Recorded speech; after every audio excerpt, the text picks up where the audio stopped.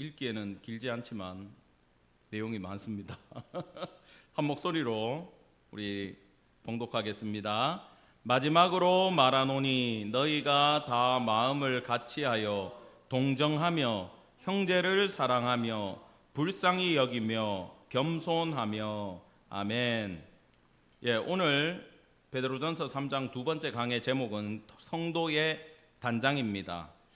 먼저 복습을 하면 고난과 소망과 영광이라는 주제를 가지고 베드로전서는 기록되어 있다고 말씀을 드렸어요. 1장에서 그 기준이 되는 것은 오직 예수 그리스도만이 우리의 산소망 되신다라고 얘기를 했고, 그 다음에 순례자의 길과 교회의 사명에 대해서 말씀을 드렸습니다. 우리 벌써 이제 일주일을 건너뛰었기 때문에 지지난주에는 고난을 극복할 힘은 가정에서 나온다라고 하면서 부부 관계를 얘기를 했어요. 남편이 아내를 어떻게 대해야 될지, 아내가 남편을 어떻게 대해야 될지. 왜냐하면 고난이 다가왔을 때 이 두 부부의 사랑만이 견딜 수 있는 힘을 준다라고 얘기를 했습니다. 그때 특별히 그 3절에서 이런 얘기를 했어요. 한번 볼까요?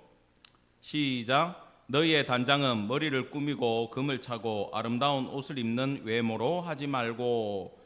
당시 로마 시대의 여자들은 외모를 금과 은, 보석으로 화려하게 화장을 하고 화려한 옷을 입는 것으로 그들의 외모를 드러내기 시작했어요. 그러나 예수께서는 베드로를 통하여 뭐라고 얘기하냐면 외모로 화장하지 마라, 단장하지 마라, 이렇게 얘기를 했습니다. 이건 여성들에게만 해당되는 게 아니죠. 왜냐하면 외모만 신경 쓰기 시작하는 것이 뭐냐? 인간의 타락과 연결되어 있는 죄성이라고 얘기를 했어요. 그렇다면은 성도는 단장을 어떻게 해야 되는가? 이 8절부터 원래 12절까지가 한 단락인데요. 9, 10, 11, 12절은 어떤 내용이냐 하면 성도가 세상 사람들을 대하는 방법을 설명을 해요. 근데 이 8절만큼은 성도가 그 형제, 성도를 어떻게 생각하느냐, 그 태도에 대해서 설명을 해줍니다. 그런데 첫 시작이 따라합시다. 마지막으로 말하노니. 베드로전서 이제 중간까지 겨우 왔는데 끝을 내는 것처럼 마지막이래요. 이건 책 한복판에 갑자기 결론을 낼 필요는 없겠죠. 이 헬라어 어법은 결론이 아니라 강조법이고 본격적인 이야기를 시작하겠다라는 뜻입니다. 요 마지막은.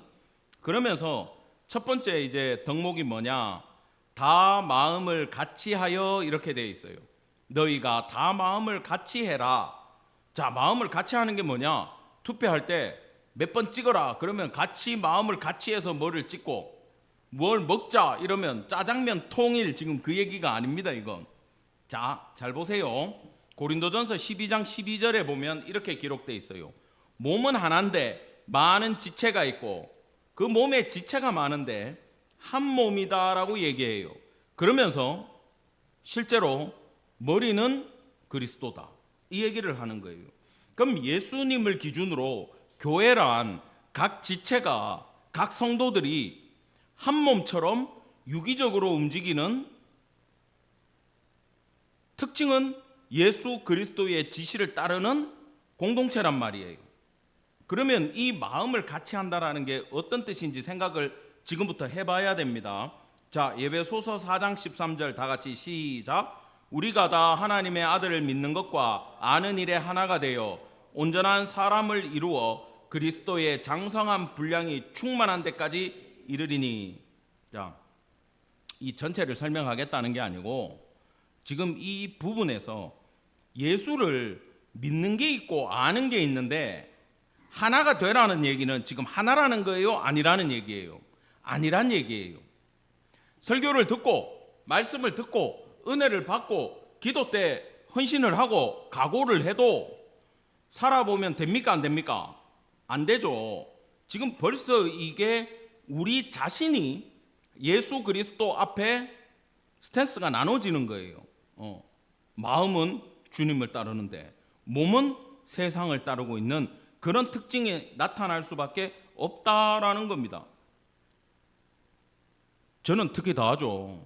목회자니까 설교를 하려면 제 자신을 돌아보고 부족한 말씀이 있으면 야, 내가 이 말씀을 전하려면 그렇게 안 살아야지라고 생각을 해도 돌아서면 잊어버리고 열받으면 잊어버리고 그냥 변해버려요, 스스로가.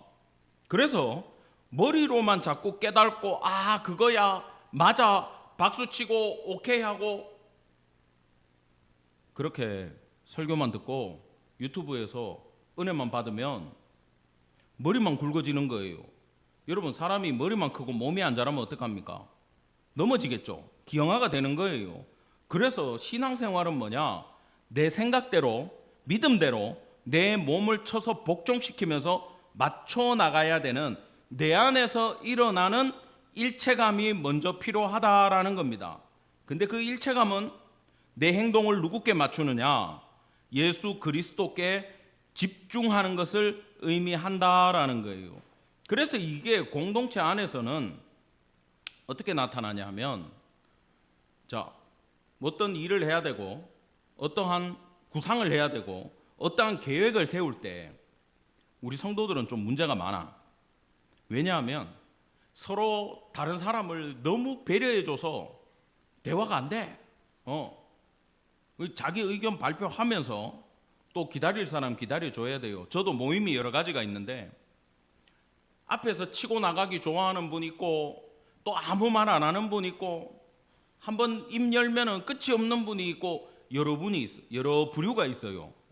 그러면 어떻게 해야 되냐 하면 결론은 전부 다 좋은 뜻이지 않습니까? 한 마음으로 한 가지 뜻, 예수 그리스도의 뜻을 이루어 나가는 일에 있어서 우리가 서로 하모니를 이루는 거야. 조율을 해주는 거예요. 여러분, 음악도 똑같습니다. 꼭 클래식 얘기를 안 하더라도 여기 피아노가 있고 드럼이 있고 기타가 있고 베이스 기타가 있는데 베이스를 치는 형제가 신이 나가지고 혼자 뚱땅 거리면 음악이 되겠어요, 안 되겠어요? 안 되죠. 근데 어쩌다가 드럼이 한번 피를 시원하게 돌리는데 거기에 일렉이 같이 거들어가지고 드럼 소리에다가 막 일렉 기타를 징징징징징 거리면서 올려버리면 음악이 깨지는 거예요. 그래요, 안 그래요? 전부 다 실력이 있고 나서고 싶지만 어떤 부분에서 저 부분은 드럼이 했으면 좋겠다라는 걸 다른 악기들이 생각을 한다면 그 부분을 드럼에게 양보하고 비워줘야 되는 거예요. 아시겠어요? 똑같아요. 교회 운영에 있어서도 동일하게 예수 안에서 어차피 우리가 살아도 주를 위해 살고 죽어도 주를 위해 살고 복음 증거를 위해서 교회를 하고 우리가 사역을 해나가고 저도 목회를 하고 있다면 목적은 예수 그리스도 단 하나밖에 없다라는 거예요.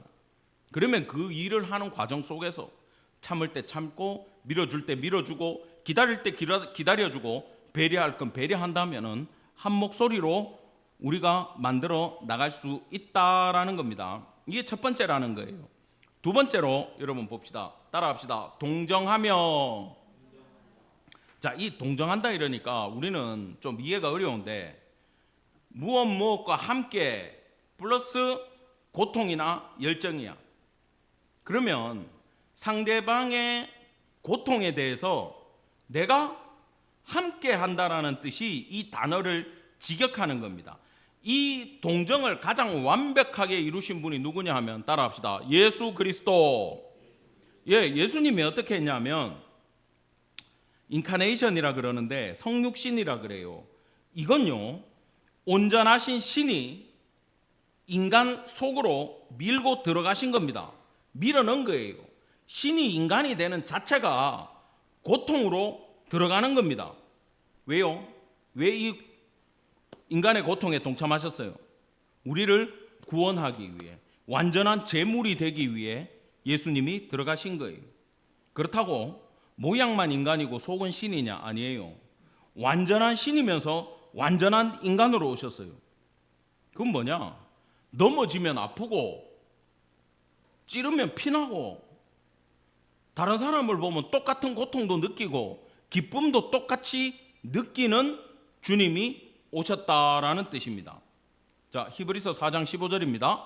우리에게 있는 대제사장은 우리의 연약함을 동정하지 못하실 리가 아니요 모든 일에 우리와 똑같이 시험을 받으시니로되 죄는 없으시니라. 완벽하게 정의가 돼 있어요. 여기에 모든 일에 우리와 똑같이 시험을 받으셨다. 배고픈 것 똑같고요, 화나는 것 똑같고요, 인간이 가지고 있는 모든 욕망 다 가지고 계셨다라는 거예요. 이게 없으면, 인간을 100%못 느끼시면 구속의 주, 대속 제물이 되지 못한다라는 거예요. 그래서 그리스도가 성도에게 동정하는 마음으로 고통을 당했기 때문에 성도들도 다른 성도를 볼 때 똑같이 고통에 동참하는 마음 갖기를 간절히 원합니다. 예, 제가 지난주에 장례식을 치르고 왔어요. 들으신 분도 있고 못 들으신 분도 있겠지만, 제가 고인이 되신 이재현 집사님의 입관 예배를 집례를 하는데 먼저 입관식을 했습니다. 그러면 이제 우리가 보호자들이 갔을 때는 얼굴만 내놓고 몸을 다 싸놨어요. 삼배 베옷을 다 예쁘게 입혀놓고 마지막으로 얼굴을 만지고 이야기하고 그 마지막 이별, 이제 세상에서는 연결이라 그러죠. 그 식을 합니다. 근데 이제 얼굴까지 다 싸면 이제 옆에서 눈물이 나기 시작해요. 이제는 못 보니까. 그러면서 들어서 관에다가 안치를 합니다. 예? 저는 목회를 하고 이전 집사님 중국에서도 보고 한국에서도 보고 오랜 세월 같이 했지만 아직 같이 못한 예배가 너무 많고 함께 못한 공부가 많고 함께 못한 전도가 많아서 너무 죄송스럽고 안타까운 마음에 울고 있었어요. 주님 앞에 울고 있고, 솔직히 말하면 제가 잘 이끌지 못했던 것 같고 기도가 부족한 것 같아서 울고 회개하고 있었어요. 그때 예수님이 제 마음속에 이런 말씀을 주셨습니다.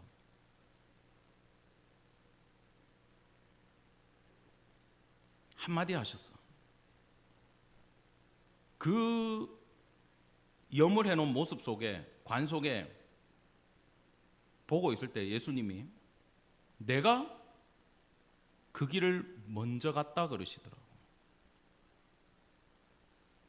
너무 알고 있고 너무 맞는 얘기죠. 예수님이 먼저 죽으셔서 장사되신 일이 있었죠, 당연히. 근데 내가 먼저 갔다라는 그 말씀이 저한테 너무 강력하게 와닿는 거예요.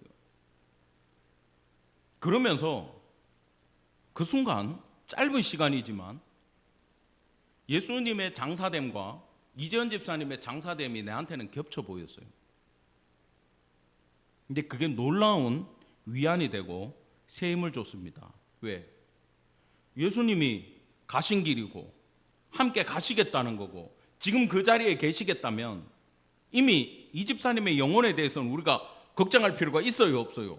걱정할 필요가 없다. 주님이 함께 하신다라는 결론이 난 거고, 그 모든 고통을 주님이 당하셨고 부활하셨다면 마지막 날 이 집사님도 주께서 어떻게 하신다? 부활시킬 걸 믿기 때문에 눈물이 그치는 거예요. 희망과 감사와 기쁨으로 장례식 다음 절차가 진행이 된다라는 것을 제가 느꼈다라는 겁니다. 여러분, 왜 그렇습니까? 그 모진 고통 속에서 절망적인 상황 가운데 주님 왜 우리 기도를 안 들어주십니까? 왜 저 귀한 영혼을 먼저 데리고 가십니까? 우리 교회 몇 명 없는데 참 귀한데, 일꾼인데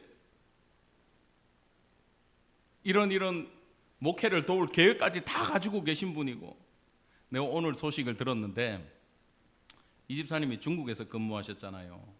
중국 주화전자에 있는 중국 직원들한테 투병 기간 중에 그 안 되는 중국어로 복음을 번역을 해가지고 그 친구들한테 핸드폰으로 계속 보냈더라고.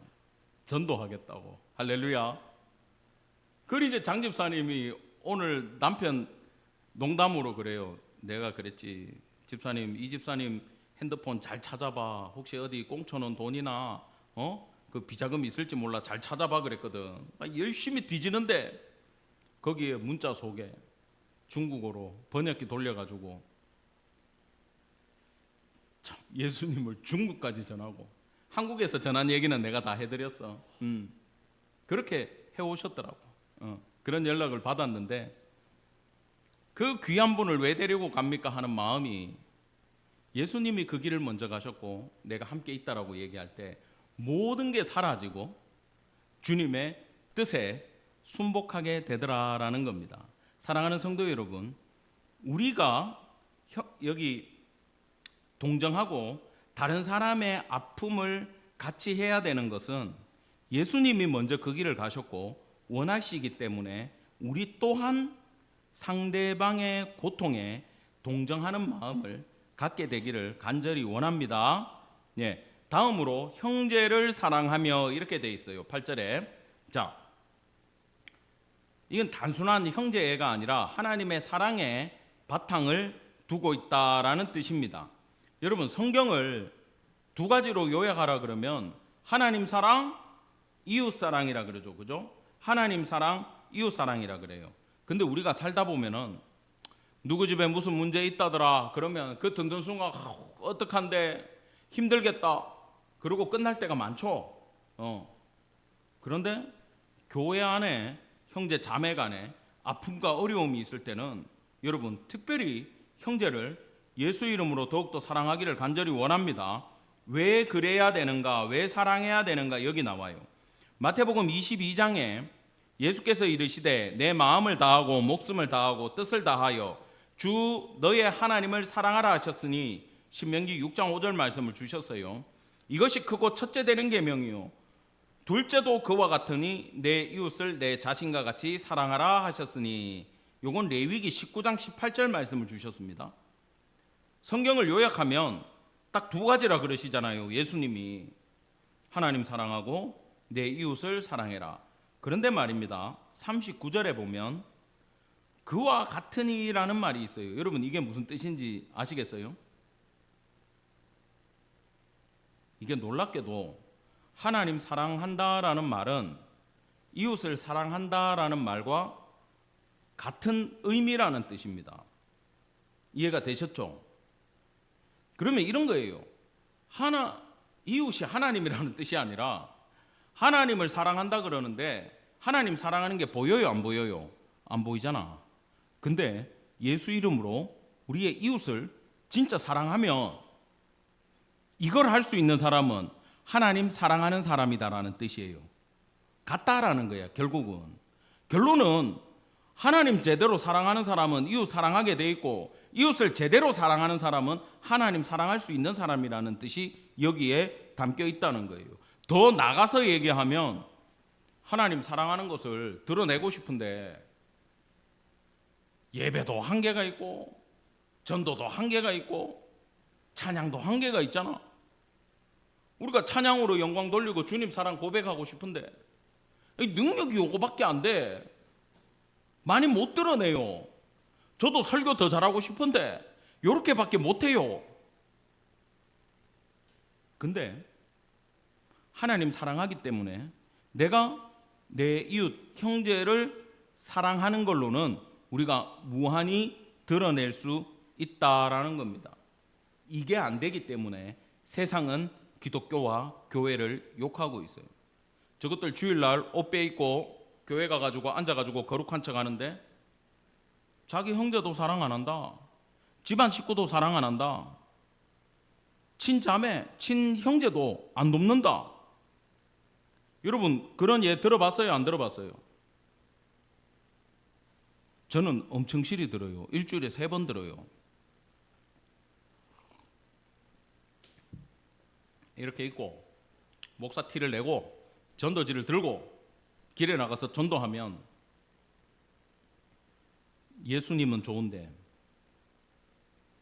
교회는 싫다. 예수님 믿는다. 근데 니들은 못 믿겠다.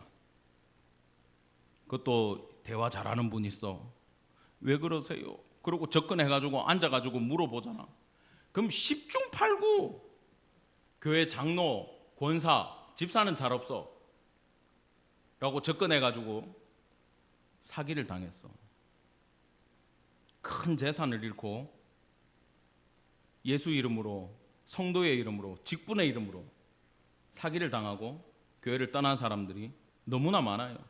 우리 같이 전도하는 목사님 딸도 교회 장로님이라 그래가지고 믿었는데 그 목사님 딸한테 사기를 쳤대.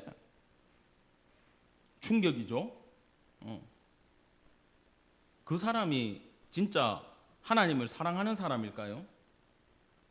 교회와 예수와 종교를 팔면서 자기 배를 불리는 사람이 하나님을 사랑한다라고 할 수 있고 교회 직분자라고 얘기할 수 있냐 이 말입니다. 근데요, 이 실수를 우리가 다 할 수 있다고 예수님은 누가복음 10장에서 사마리아인의 비유를 주셨어요. 이걸 지금 제가 본문을 다 실지를 못했는데 먼저 그 비유에는 제사장과 레위인이 등장을 합니다. 율법을 잘 지키는 사람이죠. 그리고 여리고 예루살렘 길목에서 강도 만나서 죽어가는 자를 만났어요. 이 사람들이. 근데 다 그냥 지나갈 수밖에 없어요. 왜냐하면 내가 가서 제사를 인도를 해야 되고 참여를 해야 된다면 얼핏 보면 강도 만난 이웃은 이미 거진 죽은 시체나 다름없기 때문에 괜히 잘못 손을 댔다가 내가 부정해지면 가서 나로 말하면 교회 오는 길에 교통사고를 보고 예배 시간이 늦을까봐 못 본 채 하고 지나쳐서 올 수 있다 없다? 한숨 쉬지 말고 있다라는 얘기지. 근데 그거랑은 다른 얘기입니다. 이건 왜냐하면 사마리아인이 이렇게 얘기해요. 내가 지금 이것을 지불하고 가겠는데 만약에 이 사람을 살리는데 돈이 부족하면 내가 돌아오는 길에 다 지급하겠다. 이 사람 살려내라 그러죠. 그래서 사실 이 사마리아인의 비유에 사마리아인은 누구다? 예수 그리스도입니다. 그러면 강도 만난 이웃은 누구겠어요? 사람은 세상 사람들이에요.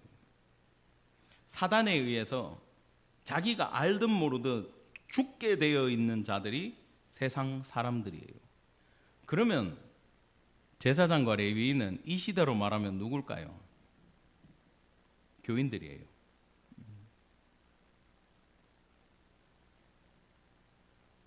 예수님은 이 세상의 이웃이 되고 싶고 우리를 살리러 오셨는데 먼저 믿은 율법을 지키고 교회에 다닌다고 하는 우리는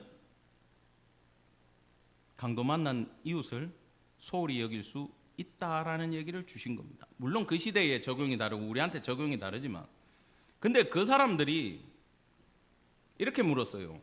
그러면 내 이웃이 누굽니까? 라고 물었어요. 근데 예수님은 질문 자체를 바꿔요. 주체를 바꿔버린 거예요. 누가 강도 만난 자의 이웃이 되어 주겠느냐? 그렇게 물어요. 이거는 심각한 얘기입니다. 여러분, 율법사들은요 자기가 주체였어요. 내가 이웃을 판단하고 내가 이웃을 어떻게 해야 될지 내가 결정하는 거야. 근데 예수님은 뒤집어 버려. 너희들이 주인이 아니다라는. 이웃을 네가 정의 내리는 게 아니다. 강도 만난 그 사람을 기준으로 너희가 이웃이 되어 줘야 된다라고 말씀을 뒤집었다라는 거예요. 그래서 우리가 형제 사랑이라고 할 때 나는 할 만큼 했어. 내가 이 정도 했으면 됐지 뭐. 이건 내가 할 수 있는 전부야. 가 아니에요. 우리는 근데 대부분 그렇게 해요. 왜? 내가 주관이니까. 근데 예수님은 상대방이 기준이라고 말씀을 하신다라는 거예요. 그래서 여기 제사장과 레위인은 우리 성도들이 될 가능성이 굉장히 큰 말씀이 되어버렸다라는 겁니다. 그래서 우리가 세상을 사랑할 때는 연구를 잘해야 돼. 어떻게 해야 될지, 어떻게 섬겨야 될지. 우리 교회 근처에 어려움을 당한 이웃이 있다면 무턱대고 우리는 쌀을 갖다 줍시다. 우리는 가서 방과 후에 가서 애를 봐줍시다. 우리가 결정하는 게 아니라 그 사람의 입장에 들어가서 그 사람의 필요를 채워주고 예수 이름으로 해결해 주는 것이 바로 그 사람 기준의 이웃이 우리가 되는 조건이라는 거예요. 그래서 특별히 교회 안에서 먼저 주시는 말씀은 내 기준으로 남을 사랑하고 섬기는 게 아니라 그 사람 입장에서 생각해보고 그 사람의 필요한 어려운 가운데 베풀 수 있는 성도 되기를 간절히 축원합니다. 다음으로 불쌍히 여기라고 되어 있어요. 이거 동정하고 비슷한 얘기인데 이런 뜻입니다. 성경에서 불쌍히 여기다라는 건 먼저 예수님 입장을 생각해 봐야 되는데, 예수님이 오병이어의 기적을 일으키실 때 많은 사람들이 말씀 믿겠다고 모여가지고 주님 말씀 듣고 아멘 하고 있는데 시간은 흘러가고 배는 고프고 해는 빠지고 먹을 데가 없어. 그 굶주리면서도 막 말씀을 사모하는 그들이 너무 안타까워가지고 주님 그들을 불쌍히 여기셨다. 이건 창자가 끊어지는 단장의 아픔이다라고 본문은 기록이 되어 있습니다. 그 다음에 나인성 과부가 나와요. 여기 누가복음 7장에 보면 생명을 살릴 수 있는 예수님의 무리가 이렇게 지나가는데 맞은편에서 상녀를 맨 무리가 나오고 있어요. 딱 마주칩니다. 여러분, 이 과부에게 있어서 죽은 아들은 인생의 유일한 동반자예요. 얘밖에 없어. 남편도 없어. 얘가 전부야. 근데 얘가 죽어버리면 이 어머니의 절망은 말할 수 없어요. 근데 주변의 이웃들이나 동네 사람들이 해줄 수 있는 게 뭐밖에 없습니까? 이 시대에 울어주는 것밖에 없어요. 할 수 있는 게. 그걸 하면서 나오고 있었다라는 거예요. 그 대책 없는 인생을 보시고 예수님이 느낀 마음이 뭐다? 불쌍히 여기셨다. 그리고 온전하신 주님이 그 손을 관에 올리면서 예수님이 부정해져야 되는데 오히려 그 죽은 자가 정함을 입어 살아나는 역사가 기록이 되어 있어요. 이 마음이 예수님이 말하는 불쌍히 여기는 마음이에요. 그러면 우리 입장에서는 이 불쌍히 여기는 게 뭐냐? 이건요, 다른 게 아니고, 여러분 기도하고 막 회개하고 울고불고 할 때 주님 앞에 누가 제일 불쌍해? 내가 제일 불쌍하고 내가 제일 큰 죄인이고, 우리 막 그 회개할 때 집사님들 했던 고백이 지금도 기억나. 누구라고 말은 못 하겠는데, 뭐 나는 벌레만도 못합니다. 그러니까 또 누구는 나는 쓰레기 같은 놈입니다. 그러고 막 회개할 때 자기가 제일 불쌍하다고 얘기를 하는 거야. 근데 잘 들으세요. 그런 벌레 같은 우리를 누가 불쌍히 여기줬어요? 예수께서 불쌍히 여겨서 우리를 위해 죽으시고 구원을 주셨어요. 그래서 우리가 새 생명을 입었다라는 거예요. 그런 존재가 아직 그걸 입지 못한 존재를 바라볼 때 예수님이 우리를 긍휼히 여기고 불쌍히 여겼던 마음을 우리 또한 똑같이 느껴야 된다라는 게 바로 우리 입장에서 불쌍히 여긴다라는 거예요. 하나님이 날 어떻게 불쌍히 여겨가지고 정말 말하기 표현하기 힘든 존재인 나를 어떻게 구원하셨는지를 내가 깨달아 안다면 우리 또한 그런 상대방을 동일한 마음으로 여겨줄 수 있다라고 성경은 우리에게 알려주고 있는 겁니다. 마지막으로 겸손하며라고 얘기를 하는 거예요. 여러분, 이건 쉬워요. 저는 부족합니다. 저는 할 수 없습니다. 저는 연약한 자입니다. 저는 이런 거 못합니다 라고 얘기하는 건 겸손이 아니에요. 겸손은 뭐냐? 예수님이 보여주셨던 모습입니다. 예수님이 이 땅에 오셔서 살아가실 때 하나님의 뜻 앞에서 겸손하셨어요. 죽은 자를 살리고 무리를 걷고 풍랑을 잠잠하게 할 수 있고 오병이어의 기적을 일으키시는 분이 자기 자신은 머리 둘 곳이 없다 그랬어. 그 능력이면 뭘 못해요? 자신을 위해서는 그 어떤 기적과 이적을 일으킨 적이 한 번도 없으십니다. 예수님은. 그러면서 하나님 뜻에 대해서만큼은 무조건 겸손하게 받아들이시고 순종하셨어요. 그것이 겸손입니다. 그래서 네덜란드 목회자 앤드류 머레이라는 사람은 이분 이제 1900년대 초반에 돌아가셨는데 이런 글을 남겼어요. 내게 일어난 일에 대하여 이상하게 생각하지 않는 태도. 여러분, 이게 굉장한 말입니다. 뭐냐? 내한테 하나님 안에 있는 자가 좋은 일을 만나든 나쁜 일을 만나든, 우리 교회가 이런 일을 만나든 저런 일을 만나든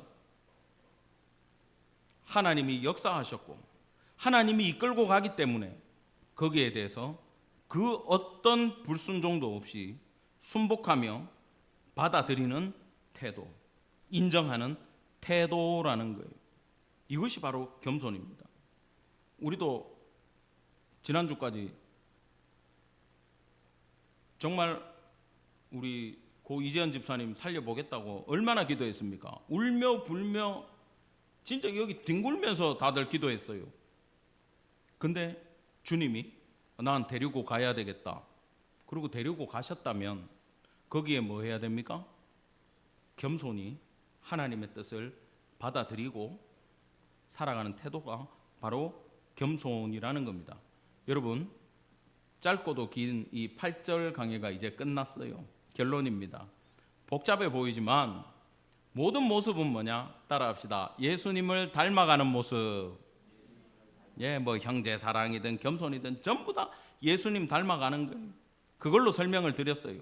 우리는 성경을 통해서 성육신하신 예수님의 모습을 분명히 볼 수가 있습니다.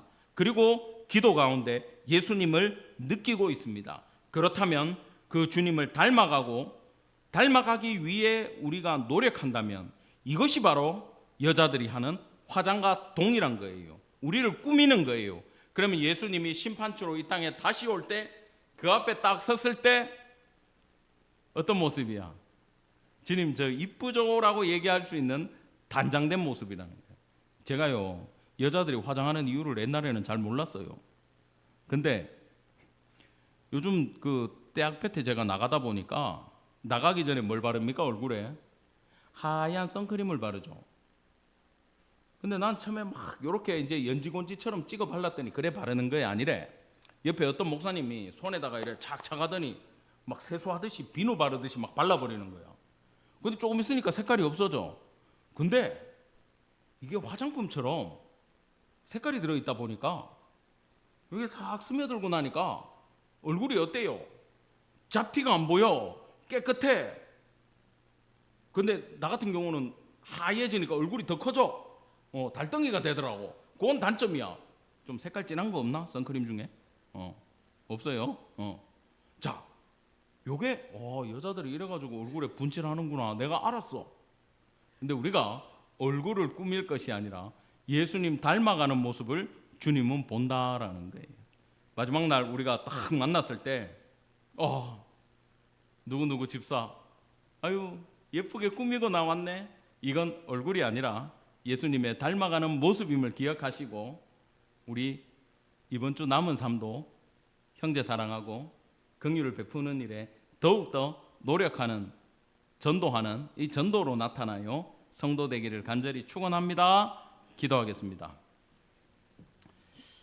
주님 은혜를 감사드립니다. 베드로 사도를 통하여 귀한 말씀 허락하여 주시고 우리가 화장을 하고 좋은 옷을 입는 것으로 외모를 꾸미고 단장하는 것이 아니라 예수를 닮아가는 모습으로 주님 사랑하는 마음으로 이 세상을 사랑하는 것으로 드러나게 하시고 하나님이 하시는 모든 일 가운데 겸손함으로 순복하며 나아가는 귀한 성도 될 수 있도록 은혜 베풀어 주시옵소서. 주님, 내일은 전도하기 위해 동역자들이 오십니다. 은혜 허락하여 주셔서 예수 그리스도의 이름이 이 향남 지역에 전해지는 일에 하나님의 도우심을 입도록 복의 복을 허락하여 주시옵소서. 감사드리며 우리 구주 예수 그리스도 이름 받들어 간절히 기도드렸습니다. 아멘.